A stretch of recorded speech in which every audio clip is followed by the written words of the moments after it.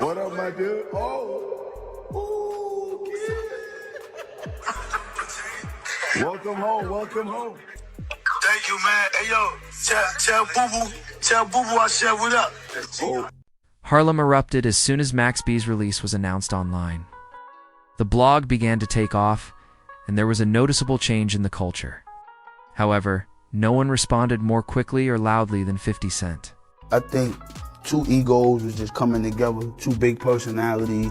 You know, I wasn't there for that. I was just happy to be involved, you know what I'm saying, just in the game. I'm never trying to come take nobody's shit. I'm in my own world, B. I'm existentialist, man. I like to do my own shit. You know, I come from a whole nother spot. Before the wave had a chance to inhale clean air, 50 was already making jokes, laughing, posting cryptic messages that were immediately understood by all as direct jabs at Jim Jones. It wasn't nuanced. It wasn't silent. It was sardonic, precise, and well-planned classic 50 trolling.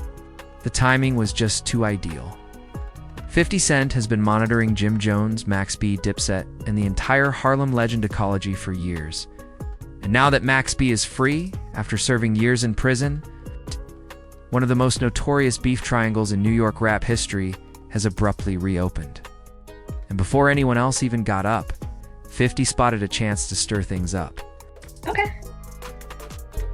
It's a wrap, man.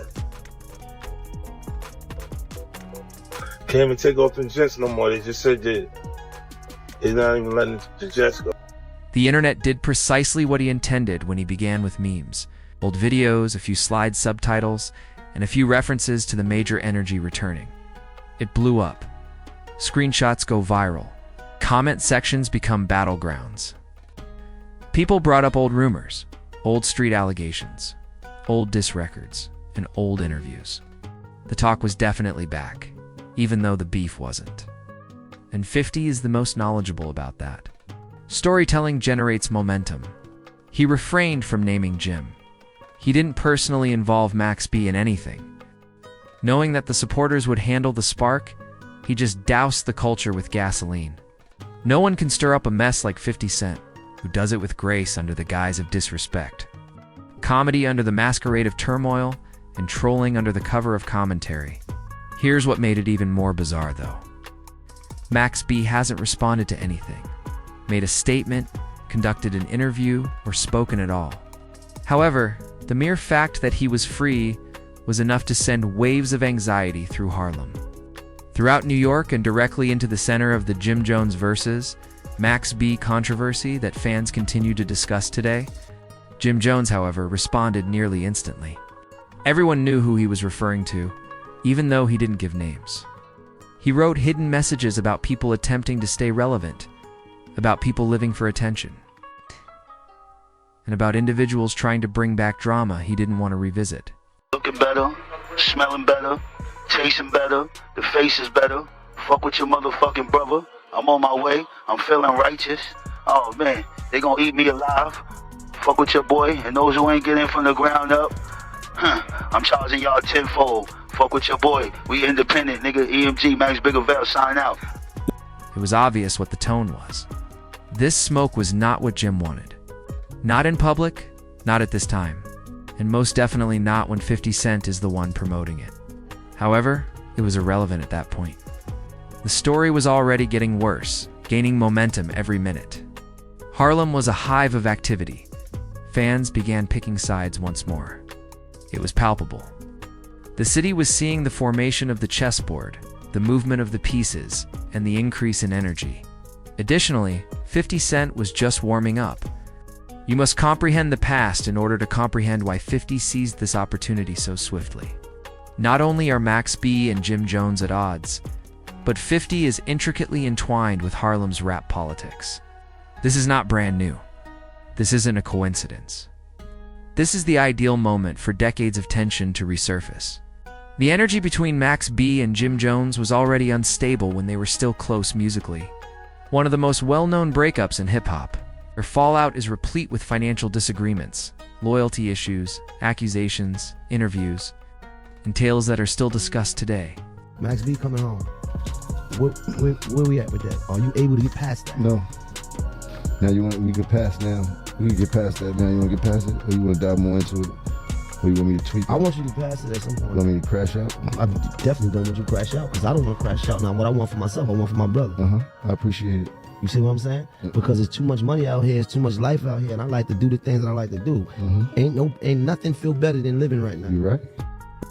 The streets and blogs took sides after Max was imprisoned.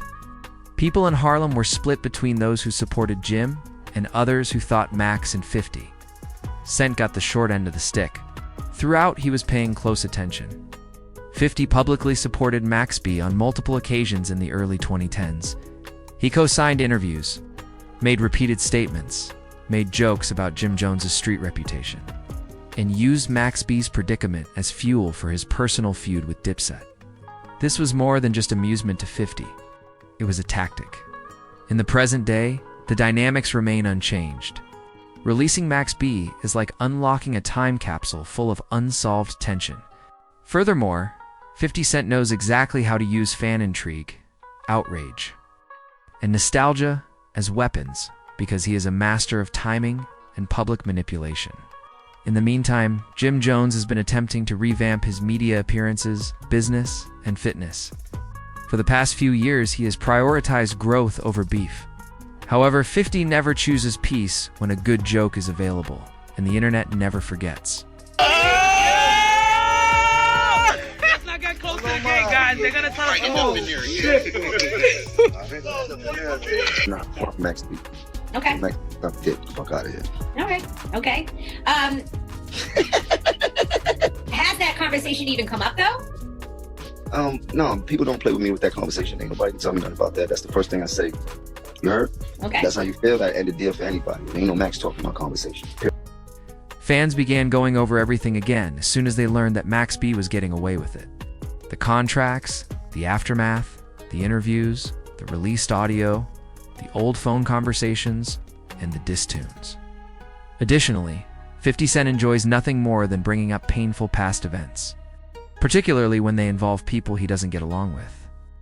The culture was aware of what was going on right away.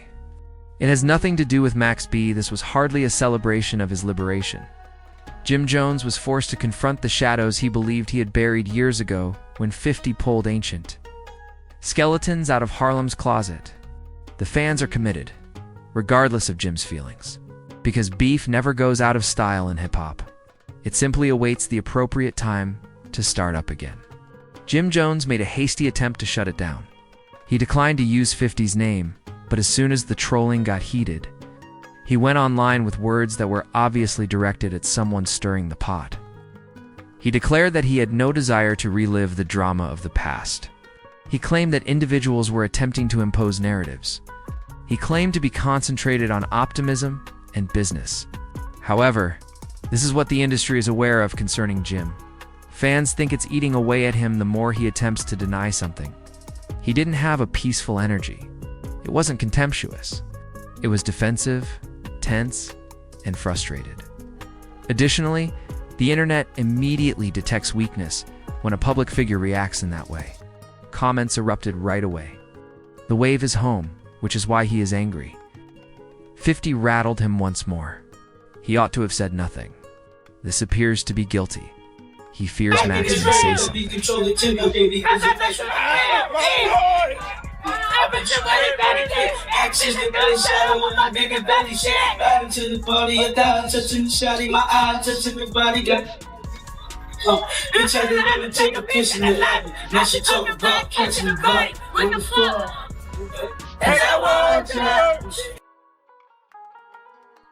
Jim was unable to stop the story from spiraling out of control.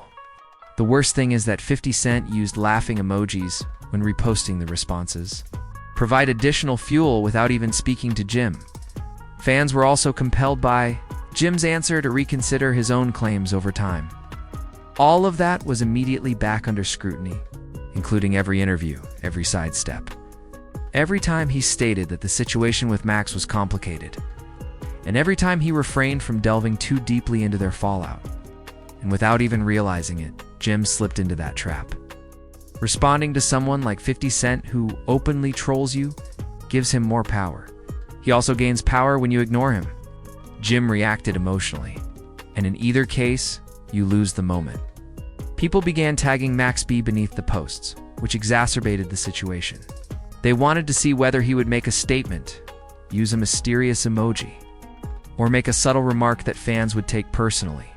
Max didn't say anything, but his quiet turned into a kind of answer in and of itself. Max doesn't need to speak, fans began to say. 50's taking care of things for him.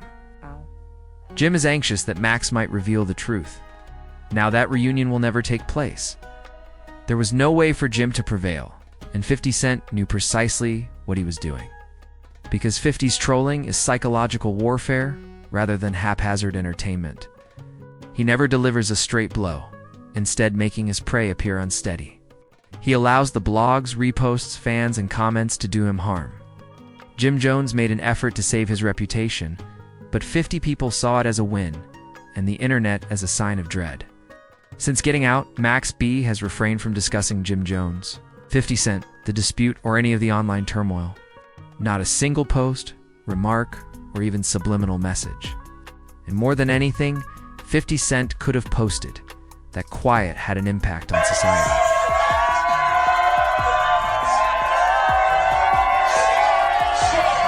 I think two egos was just coming together, two big personalities. You know, I wasn't there for that. I was just happy to be involved, you know what I'm saying, just in the game. I'm never trying to come take nobody's shit. I'm in my own world, B. I'm existentialist, man. I like to do my own shit. You know, I come from a whole nother spot. So, you know, it was just egos clashing, a lack of respect, you know what I'm saying, and shit's lack of everything. That shit don't mix well, and next thing you know what I'm saying, we beefing. So as far as the content or whatever, it should have went a different way, you know what I'm saying. I think today, we would have handled the situation different. But, you know, I mean, we was young, we was all crazy, and now we here, we older, we got kids, and people looking at us, we gotta set the right example. We can't be looking crazy out here, so it is what it is. It's all love. I'm trying to get back on that. The foundation of Max B's entire legacy is his self-assurance, charm, and easy swagger. Fans felt that he was letting the world speak for him because he didn't get into the dispute as soon as he was let free, didn't react to the trolls, didn't react to Jim's remarks, and didn't throw shade. Additionally, the quiet becomes a plot point when the world is hyped. People interpret quiet as a tactic, a display of strength and confidence, and an indication that Max B doesn't need to become involved because the story already favors him. Max B has always been seen by the public as the victim of one of the trickiest fallouts in rap. The sympathy was only heightened by his conviction. Fans become even more devoted to him as a result of his lengthy sentence. Additionally, the stillness has weight when someone with that kind of cult following slowly returns home. People frequently ask, where's the wave at? In the comments section of Jim's postings, every time 50 trolls, people claim that he is aware of Max's impending triumph. Every time a rapper talks about Harlem, Max comes up. Seeing people on the internet talk about Jim Jones, oh, you're petty, you're a grown man, you need to let that go. A nigga fuck my bitch, I ain't never letting it go. Man, hear my theme music, bruh. Jim put him on. How dare you come and disrespect me after I gave you the platform? If it wasn't for me, nobody would have known who you was. Max B is Cam's man. And Jimmy put him on. When Cam ain't put him on, Cam looked at Max and was like, oh, nigga, you rap? You rapping now? He looked at you like the dirty nigga with the fucking wavy hair, and big ass shades, with the big ass chrome heart jeans. That's who Max B was, bro. And Jimmy gave him a platform and he put him on just for him to diss him? That's not crazy to y'all? And then he talking about he smashed his girl and y'all want Jim to let that slide? Oh, Max B wrote Ballin'. Max B is the one that inspired the whole style. So what, nigga? Jim was the big homie, bro. Give me that song, nigga. You don't need that. Give me that style. You don't need that. Go back to writing songs. Max's quiet attracted conjecture rather than criticism and expectation. Will he deal with the consequences? Will he tell the whole tale? Will he get back together with anyone? Will he put out music that is critical of the past? The momentum is being fueled by the mystery. 50 Cent, on the other hand, is relishing every moment of it.